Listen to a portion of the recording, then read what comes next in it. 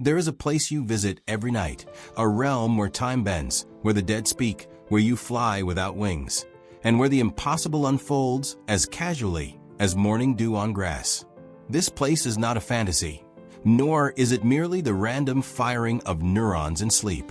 It is something far older, far stranger, and far more consequential than science has dared to admit.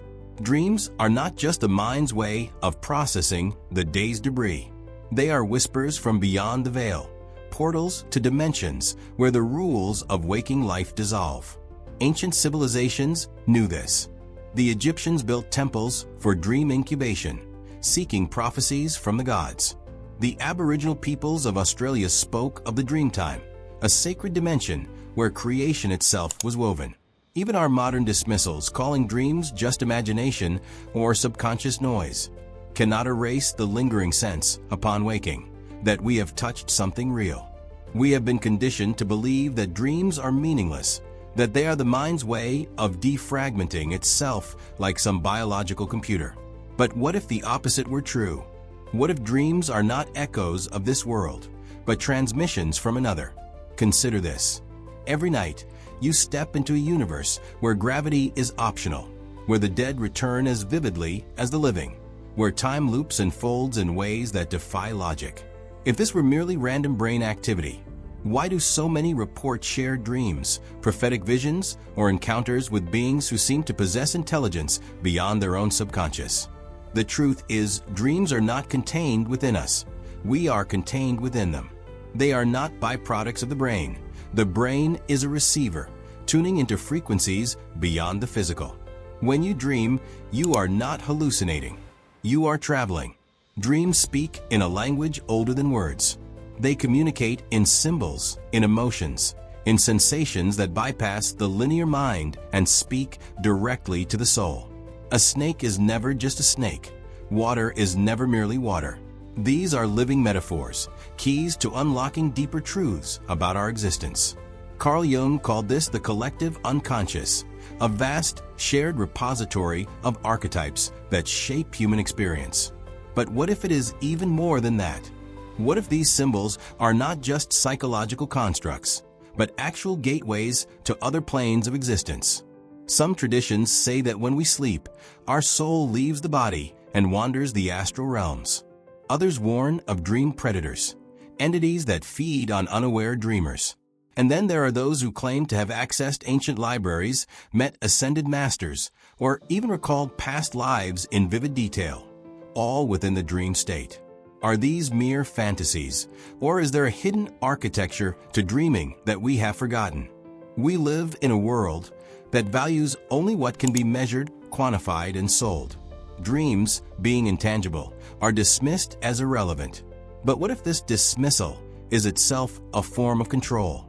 What if the reason we are encouraged to ignore our dreams is because they hold the key to true liberation, to remembering who we really are?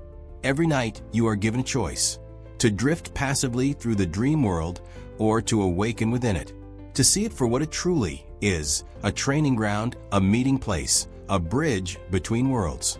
The first step is to shatter the illusion that dreams are just dreams. The second is to recognize that when you close your eyes at night, you are not shutting out reality. You are opening the door to a far vaster one. Dreams are not random. They obey laws, just not the laws we know. In the waking world, gravity binds us, time flows linearly, and identity remains fixed. But in dreams, these rules dissolve, revealing a deeper order, one that operates on the logic of symbols, emotions, and vibrational resonance. To understand the true nature of dreams, we must explore the core themes that govern them: interdimensional travel, symbolic intelligence, and the fluidity of consciousness itself. Imagine reality as a vast radio spectrum. The waking world is one frequency, dense, slow, and heavily filtered. But dreams? They are the static between stations, the white noise where other signals bleed through. Ancient mystics called this the astral plane. Modern physicists might call it a parallel dimension. Either way, the implication is the same. Dreaming is not an internal process, it's a form of travel. There are documented cases of shared dreaming. where two or more people experience the same dreamscape, interacting with each other in a space that defies material logic. Indigenous shamans speak of dreamtime, a collective reality where ancestors and spirits reside. Even modern remote viewers and CIA experiments, like the Gateway process, suggest that consciousness can project beyond the body. If dreams were mere hallucinations, how could they be shared? How could they contain information the dreamer could not possibly know? The answer is unsettling. We are not the sole authors of our dreams. Sometimes we are the visitors. Sometimes we are the visited. A dream of falling is not about falling. A dream of being chased is not about being chased. These are metaphors, but not in the way we typically understand them. They are not just psychological, they are alive. In many esoteric traditions, symbols are living entities, thought forms that exist in the collective unconscious. When you dream of a snake, you are not just processing fear or transformation. You are interacting with the archetype of the snake, a being that exists independently in the astral realm. This is why certain symbols, water, towers, bridges, keys, appear across cultures and epochs with eerily similar meanings. They are not human inventions. They are eternal patterns woven into the fabric of consciousness itself. This is also why dreams can predict future events, precognitive dreams, or reveal hidden truths, diagnostic dreams, where illnesses manifest symbolically before physical symptoms appear. The dream world does not respect linear time because time, as we know it, is an illusion, a construct of the waking mind. In dreams, you can be multiple people at once. You can be yourself, watching yourself, while simultaneously being someone else entirely. This is not confusion, it is a revelation. The you that you think you are is just one iteration of a much vaster consciousness. Eastern mystics call this the illusion of the ego. Quantum physicists might call it the multiverse theory. Either way, dreams expose the truth. Identity is fluid. You are not a fixed self. You are a lens through which consciousness experiences itself. This is why some people report lucid dreams where they meet alternate versions of themselves, past lives, future selves, or parallel existences. These are not fantasies. They are glimpses into the quantum nature of the self, where all possible versions of you exist simultaneously. Materialist science reduces dreams to neural housekeeping, a biological glitch with no deeper meaning. But this is a deliberate narrowing of perception. If dreams were truly meaningless, why do they evoke such profound emotion? Why do people wake up weeping from a dream of a lost loved one, or electrified by a vision they can't explain? The truth is, dreams threaten the dominant paradigm. They prove that consciousness is not confined to the brain, that time is malleable, and that reality is far stranger than we've been led to believe. To accept the full power of dreams is to accept that we are not just flesh and bone. We are multidimensional beings having a temporary human experience. Dreams are not just experiences, they are stories. But not stories in the ordinary sense.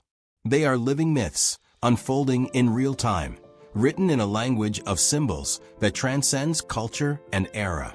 To truly grasp their power, we must learn to read them as the ancients did, not as random images, but as sacred narratives revealing the architecture of reality itself. There is a recurring dream reported across centuries, cultures, and individuals who have never met. The dream of a vast ancient city, half buried in sand or submerged in water.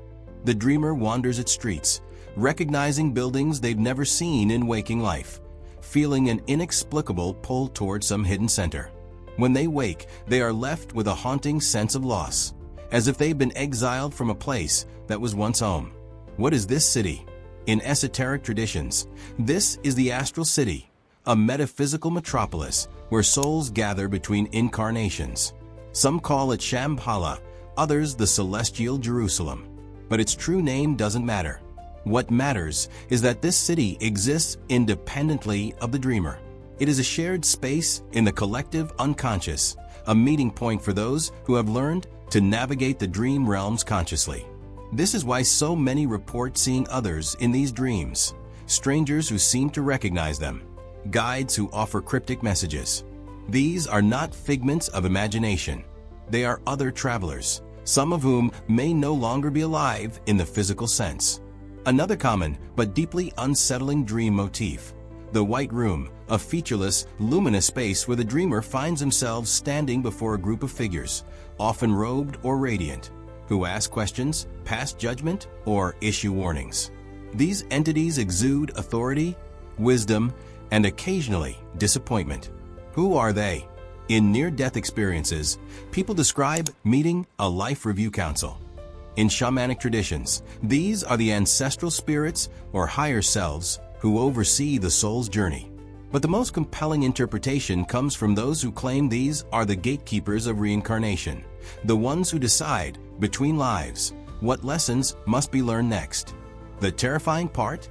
Many who have this dream report being told they are failing their mission, that they are wasting time, that they must wake up not from the dream, but from the illusion of waking life itself.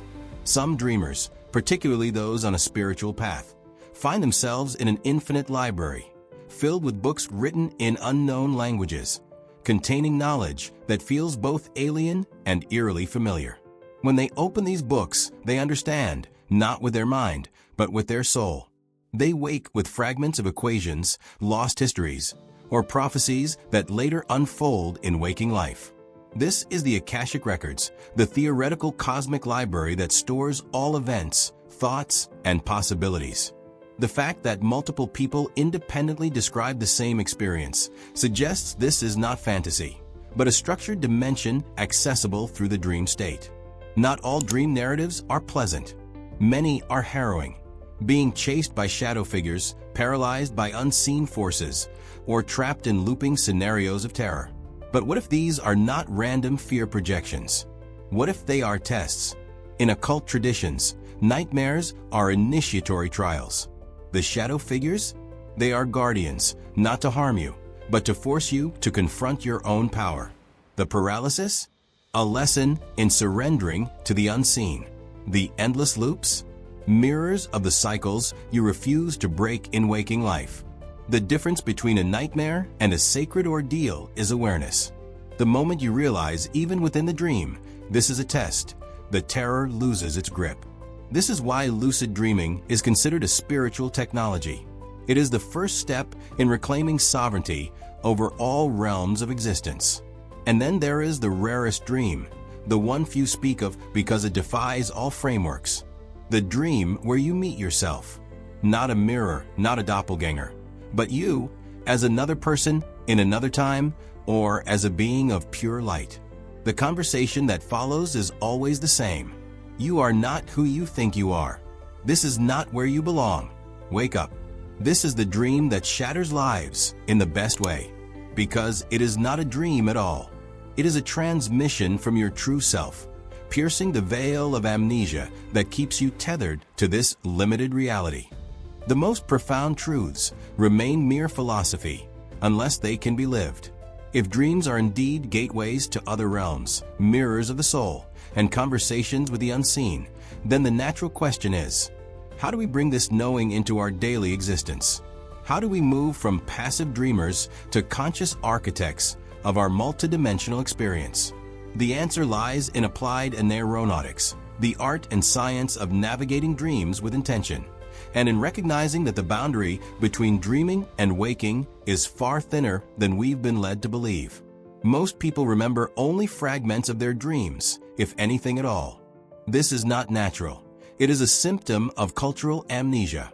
Indigenous dream cultures teach that forgetting dreams is like forgetting entire days of your life. Each night is a journey, and to lose its memory is to lose its lessons. How to reclaim this? Keep a dream journal by your bed. The act of writing signals to your subconscious that dreams matter. Over time, recall improves dramatically. Set an intention before sleep. A simple phrase like, "I will remember," programs the mind to retain the night's voyages. Wake gently. Abrupt alarms sever the delicate thread between dream and waking consciousness. Allow yourself soft transitions. The more you remember, the more you realize. Dreams are not escapes from reality. They are continuations of it. To become lucid in a dream, to realize this is a dream, while still within it, is to unlock the most direct path to conscious co-creation. In this state, you are no longer a passenger in the dream world. You are its architect. Why this matters beyond the dream: fear, dissolution. Confronting dream threats, shadow figures, chasers, voids, trains you to face waking life fears with the same clarity. This is not real. I am the creator here. Access to higher guidance. Lucid dreamers can consciously seek out ancestors, teachers, or alternate selves for counsel. Many report receiving verifiable information this way. Rehearsal for the afterlife. Tibetan Buddhists use dream yoga to prepare for the bardo, the intermediate state between death and rebirth. Mastery here suggests mastery beyond physical life. How to cultivate lucidity. Reality checks during the day.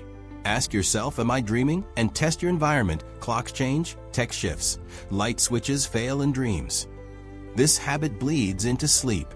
Meditate before bed. A still mind is more likely to notice the dissonance of the dream state. Anchor phrases. Repeat tonight, I will realize I'm dreaming, as you drift off. If dreams are personal, why do people sometimes share them? Married couples report dreaming together. Strangers meet in prearranged dream locales. There are even documented cases of group dream experiments where participants interact in a predetermined dreamscape. Implications. Relationships extend beyond the physical. Conflicts or harmonies in dreams often reflect deeper energetic bonds. Healing can occur in the dream space. Some therapists use guided dream reentry to resolve trauma at its root, in the symbolic realm where it first imprinted. The internet is a crude imitation of the natural dream web. Indigenous cultures have long used dream telepathy to communicate across distances. We are relearning this. How to explore shared dreaming. Set a dream rendezvous. Agree with a partner on a location, e.g., a beach at midnight, and intend to meet there. Compare notes upon waking. Dream incubation circles. Groups focusing on the same question before sleep often receive complementary answers in their dreams. The symbols that populate dreams are not confined to sleep. They spill into waking life, in billboards, conversations, and coincidences. Learning to read this symbolic layer of reality is like gaining a second sight. Practical applications. Track recurring symbols.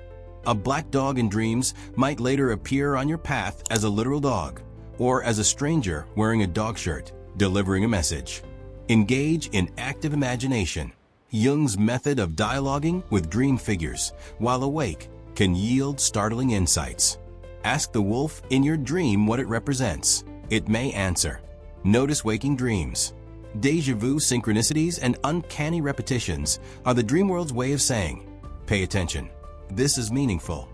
The final goal is not just to master dreams, but to dissolve the barrier entirely. In mystical traditions, this is the state of lucid living, where the waking world is recognized as equally malleable, equally symbolic as the dream. Signs this is unfolding. You begin to see life events as dreamlike, not unreal, but mythic. A job loss is not just a job loss. It's the universe's way of forcing a new path. Synchronicities multiply. You think of a friend, they call. You need an answer, it appears on a passing license plate. Fear of death diminishes. You've glimpsed the continuance of consciousness beyond the body. How to cultivate this? Treat waking life as a dream. Ask yourself, what is this event symbolizing? How would I interact with this if I knew it was a dream? Practice reality flexibility. Experiment with shifting fixed outcomes through changed beliefs, just as you'd alter a lucid dream. Meditate on the dreamer. Who is the I that experiences both dreams and waking life? This inquiry unravels the illusion of separation. There comes a moment in every seeker's journey when the boundary between dream and reality no longer merely blurs. It dissolves entirely. You realize with a quiet and unshakable certainty that you have always been dreaming, not just at night, but in every moment of your so-called waking life. The world you see is a projection, a collective vision agreed upon by billions of sleepwalkers, each mistaking the dream for something fixed and final. But now you know better. Every symbol in your dreams, the labyrinths, the guides, the shadow figures, the cities of light, are not just images. They are aspects of your own infinite self. Reflected back to you informs your mind can grasp. The same is true of waking life. The people you meet, the challenges you face, the synchronicities that stop you in your tracks, these are not random. They are the echoes of a deeper dialogue, one your soul is having with itself across dimensions. This is the secret the mystics have whispered for millennia. The world is a dream, but the dreamer is real. And now you stand at the threshold of a choice, to continue sleepwalking through the dream or to wake up within it. Waking up does not mean rejecting the physical world. It means engaging with it consciously, as a co-creator rather than a victim of circumstance. Just as a lucid dreamer learns to fly by first believing it is possible, a lucid liver learns to shape reality by releasing the hypnosis of impossibility. How to begin? Question the nature of your reality daily. Ask yourself, what if this obstacle is here to teach me something? What if this person is a mirror? What if time is not linear and my future self is already guiding me? The questions themselves are the keys. Treat synchronicities as sacred breadcrumbs. The universe speaks in patterns. A repeated number, an unexpected encounter, a book that falls open to the exact page you needed. These are not accidents. They are deliberate signs, confirming you are on the right path. Start following them ruthlessly. Rewrite your story deliberately. In dreams, you can shift scenarios by changing your beliefs. The same is true here. If you believe you are stuck, you will be. If you believe you are guided, you will be. Your core narratives are spells. Cast them wisely. Die before you die. The greatest fear, death, loses its sting when you realize you have died and been reborn countless times, in dreams and beyond. Practice letting go of identities, attachments, and outdated versions of yourself. This is the essence of true freedom. This is not the end of your exploration. It is the beginning of a new kind of dream, one where you move through life with the quiet confidence of a lucid dreamer walking through a storm, unshaken, because you know the storm is yours to command. The tools are in your hands. Dream work to remember your soul's journeys. Lucidity to reclaim your power in all states. Symbolic sight to read the hidden language of reality. Fearless presence to face the illusions and see them for what they are. Now, the only question left is, will you choose to wake up? Because the dream is waiting, and it is more malleable than you've ever dared to imagine.